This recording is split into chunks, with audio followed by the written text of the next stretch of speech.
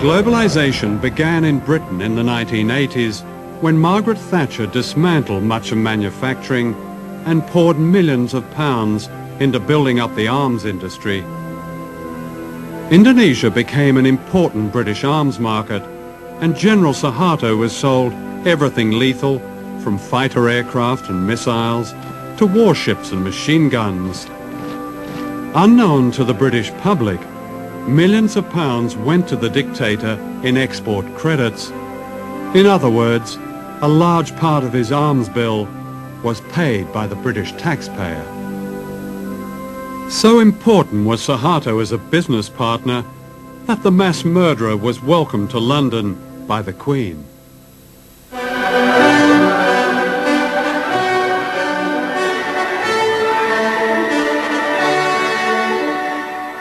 Who are the new rulers of the world? Their empire today is greater than the British Empire ever was. This is the center of this new empire, all within a square mile in Washington. Down the road from the White House and the US Treasury is the World Bank and the International Monetary Fund.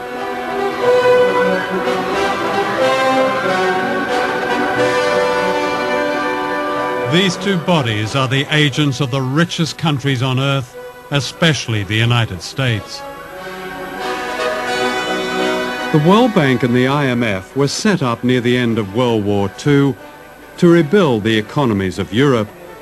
Later they began offering loans to poor countries, but only if they privatized their economies and allowed Western corporations free access to their raw materials and markets. Debt has really been used as an instrument in order for the IMF and the World Bank to get their policies implemented in many developing countries. And we're into a situation now where the poorest countries are in a cycle, a vicious cycle of poverty. They can't get out. And the kind of debt cancellation that's been given still will not allow them to get out of this poverty trap. It's not a question of debt forgiveness, because actually many of the debts were incurred under pressure from the international institutions or were given in collusion with governments which weren't acting in the interests of their people.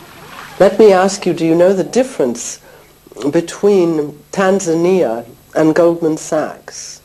Tanzania is a country that has a gross national product of $2.2 billion and shares it between 25 million people. Goldman Sachs is an investment firm which has annual profits of $2.2 billion and shares them among 161 partners. That's the world we're living in now.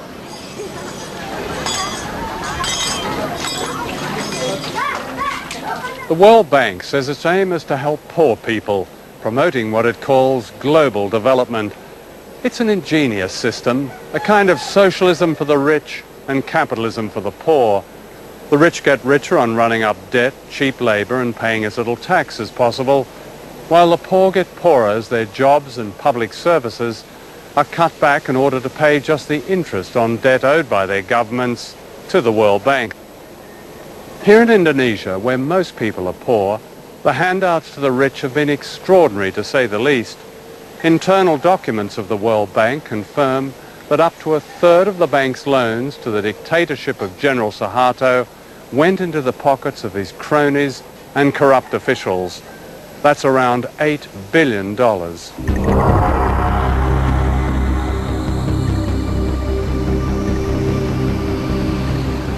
Globalization means that capital, big money, can be moved anywhere at any time without warning.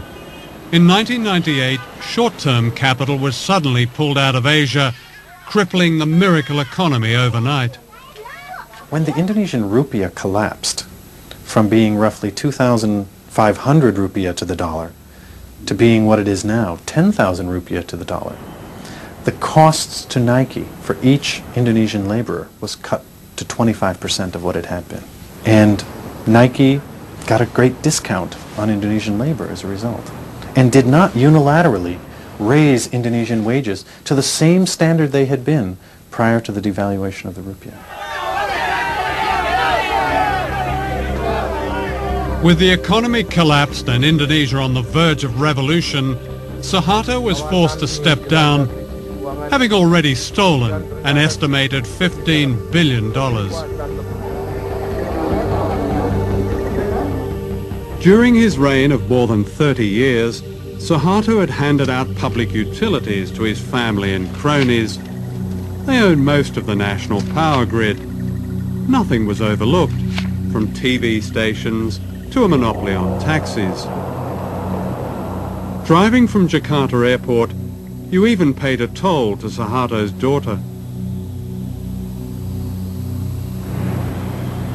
These unfinished buildings are monuments to corruption on a scale unheard of in modern Asia, to what the World Bank called the miracle economy.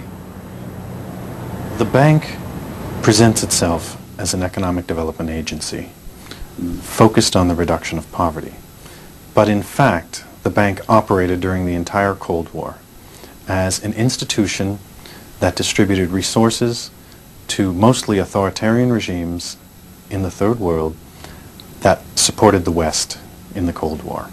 So you had the irony of the West claiming that what they were defending in the Cold War was democracy and a certain vision of freedom, but doing so by upholding dictatorships like Indonesia around the world.